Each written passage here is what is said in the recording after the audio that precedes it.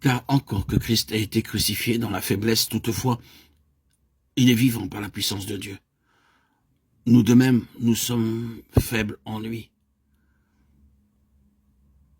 2 Corinthiens 13,4. Voici un aspect de la conformité à la mort de Christ. Dans cette faiblesse humaine de Jésus qui monte à Jérusalem pour être l'agneau du sacrifice, victime impuissante et sans défense aux mains d'hommes cruels, Paul voit l'image de sa propre faiblesse. Comme le Fils de Dieu crucifié dans la faiblesse. Moi aussi, le disciple, je suis faible avec lui. Mais il est maintenant ressuscité dans la gloire. Dieu l'a ressuscité par sa puissance. Moi donc, bien que je sois encore aujourd'hui dans la faiblesse et l'adversité, je participe à sa vie par la puissance de Dieu. Je vivrai avec lui par la puissance de Dieu au milieu de vous. Faible par moi-même, crucifié par ma faiblesse, même, mais rendu semblable à mon Seigneur dans sa mort. Je compte sur sa vie pour qu'elle se manifeste par moi, parmi vous, Corinthiens. Sans doute, je suis faible, mais il n'est pas faible celui qui, par moi, agit en vous. Être crucifié par la faiblesse, voilà donc l'un des côtés de la ressemblance avec Christ. Et cependant, que de chrétiens s'imaginent devoir faire l'expérience contraire, se sentir puissants. Ils s'imaginent volontiers qu'ils doivent devenir des réservoirs de puissance céleste, d'énergie, de dynamite divine. Et nos conceptions toutes humaines sont souvent des obstacles à notre avancement spirituel.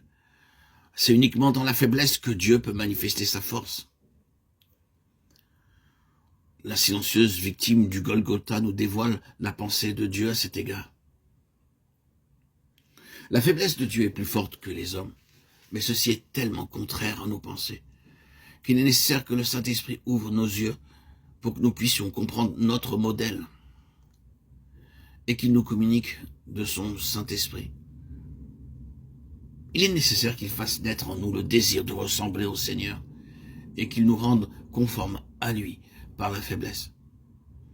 La conformité à sa mort, ceci n'implique pas un sentiment décuplé de force, de puissance, même lorsque nous participons déjà à la vie de résurrection. Au contraire, bien au contraire, il s'agit ici de faiblesse, d'une faiblesse qui est vraiment un crucifiement parce qu'elle est chose si antipathique au cœur de l'homme, d'une faiblesse consciente qui oblige à marcher par la foi avec la force que Dieu dispense d'heure en heure, d'instant en instant, agir sur Dieu, dériver sur moi, en moi un peu de sa puissance par la foi.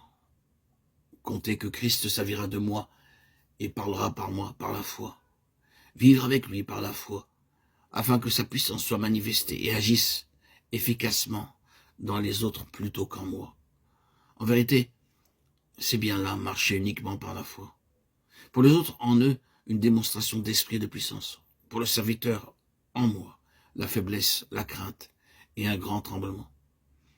C'est ainsi que Dieu manifeste la vie de Christ par ceux qui sont crucifiés avec lui.